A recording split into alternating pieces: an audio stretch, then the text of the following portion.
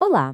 Hoje a gente vai falar de um assunto muito sério e que muitas vezes fica invisível: as batalhas silenciosas que rolam no coração de muitos homens cristãos. E para essa nossa análise, a gente se baseou num trabalho excelente do canal Biblicamente. Presta atenção nessa frase: o mais doloroso não é a luta em si, é o silêncio. É forte, né? Ela resume perfeitamente o centro do conflito. A guerra interna já é difícil, mas é o isolamento, o silêncio, que torna tudo quase insuportável. E aí fica a grande pergunta, né? Por que essa luta acontece tão escondida, tão em silêncio? É essa a questão que vai guiar a nossa conversa. Para a gente entender a batalha, primeiro a gente precisa entender o porquê do silêncio. Vamos explorar isso juntos. Então, o problema tem nome: guerra silenciosa. Em muitas comunidades de fé rola uma pressão, sabe? Uma expectativa de que o homem de Deus tem que ser um pilar, uma rocha que nunca se abala. E isso acaba criando uma cultura de fingimento, uma máscara de perfeição que esconde a luta real. E o contraste é brutal. Por fora, o cara está lá sorrindo, cantando, louvando, mas por dentro ele está sangrando, com uma ferida aberta. A análise mostra que muitos aprendem, mesmo que indiretamente, que ser vulnerável é um sinal de pouca fé. E o resultado? São obrigados a sofrer sozinhos, calados. Agora, vamos olhar para dentro. Vamos tentar entender quais são essas batalhas internas que acontecem bem longe dos olhos da comunidade. A análise aponta para várias lutas que são super comuns, mas que quase ninguém fala sobre. Coisas como uma vontade constante de desistir de tudo, o peso de um esgotamento espiritual, lidar com desejos sexuais que parecem totalmente desalinhados e, claro, aquele sentimento constante de ser uma grande fraude.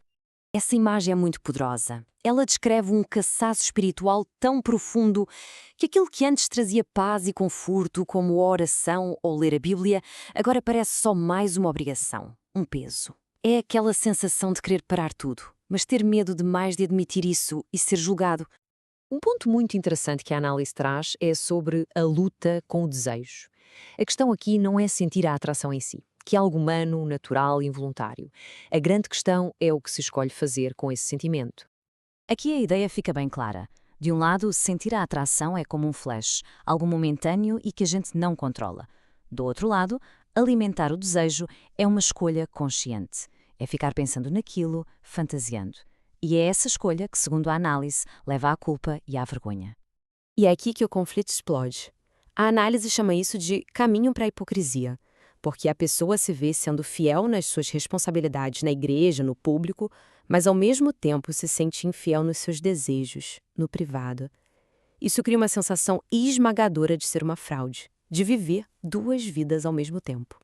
Mas essa luta toda não acontece no vácuo, né? A análise nos mostra agora como os desafios externos e, às vezes, a própria comunidade da igreja podem piorar ainda mais essa sensação de solidão.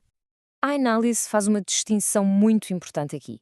Dá para ter muitos amigos na igreja, com quem se fala de trabalho, de esporte, conversas superficiais. Mas irmãos de verdade são poucos. São aquelas pessoas que te olham no olho e perguntam como você está de verdade. É ter um espaço seguro para ser vulnerável. É por isso que é possível estar cercado de gente e ainda assim se sentir completamente sozinho. E esse ciclo que a análise descreve, nossa, ele é muito doloroso. A pessoa se sente usada pela sua utilidade, pelo seu serviço, mas não cuidada como ser humano. Quando ela está numa crise e precisa de ajuda, o que ela encontra? Silêncio. Mas assim que aparece uma nova tarefa, uma nova necessidade, o contato é retomado.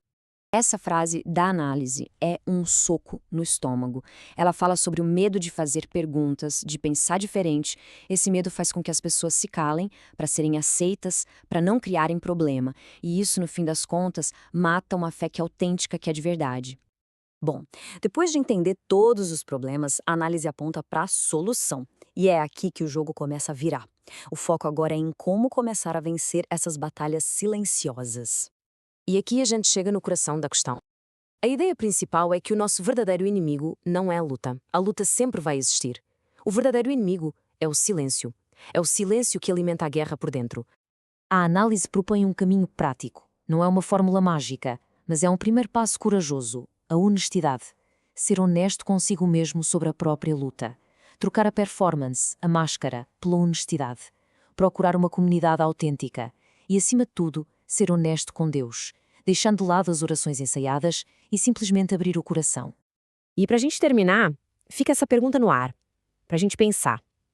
Ela reforça a mensagem central sobre o perigo do isolamento e sobre a força que existe em quebrar o silêncio. Afinal, qual é o verdadeiro custo de lutar uma guerra totalmente sozinho?